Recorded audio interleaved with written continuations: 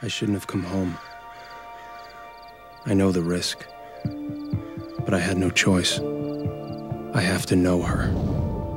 The Vampire Diaries is basically about a small town and the influence of vampires within it, and the characters and how they encounter all the vampires, or don't encounter them because they don't know about it.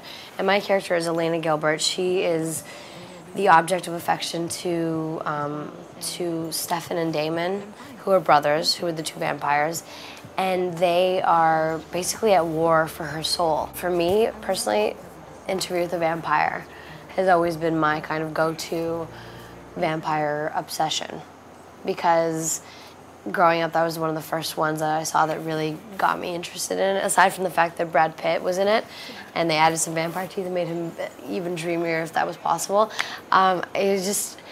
It was the perfect combination of everything vampire. I certainly tried to stay away from Twilight because I hadn't seen it, and I knew that there were similarities just because everybody kept talking about it, and I was familiar with the premise. So I stayed away from that just because I didn't think we were trying to, and we weren't. We were really just trying to avoid that sort of stereotype with trying to be the Twilight of TV. So I watched sort of the more classic. I read, I've always been a fan of Anne Rice, so that I reread Anne Rice basically. No. It's just history repeating itself, really. I mean, nobody thought Twilight was going to be the success that it was. Nobody.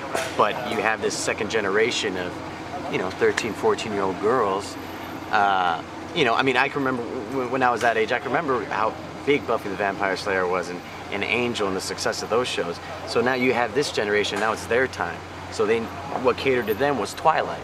So that just became this big juggernaut of a film, which, gave birth to True Blood and Vampire Diaries, and so we're all here riding that wave, and hopefully we're here for a while.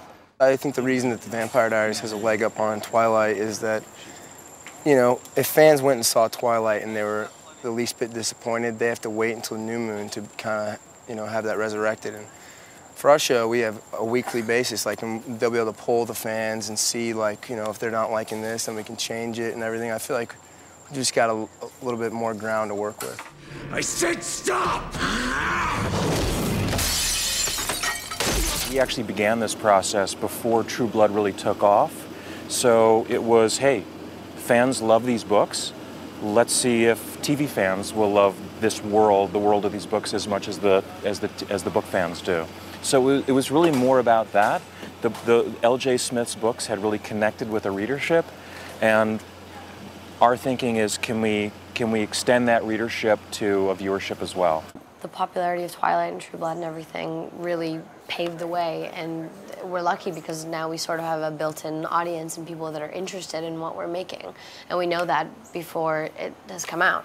Although right now people are really responding to it, the vampires, there's always been an awareness and there's always been interest in it. Between before True Blood and Twilight, there was Blood Ties and Interview with the Vampire, like I said earlier, and Dracula and all these other things. So it's always kind of been there and people have always had an interest. It just keeps getting renewed in different mediums. And so hopefully we're going to be the next one.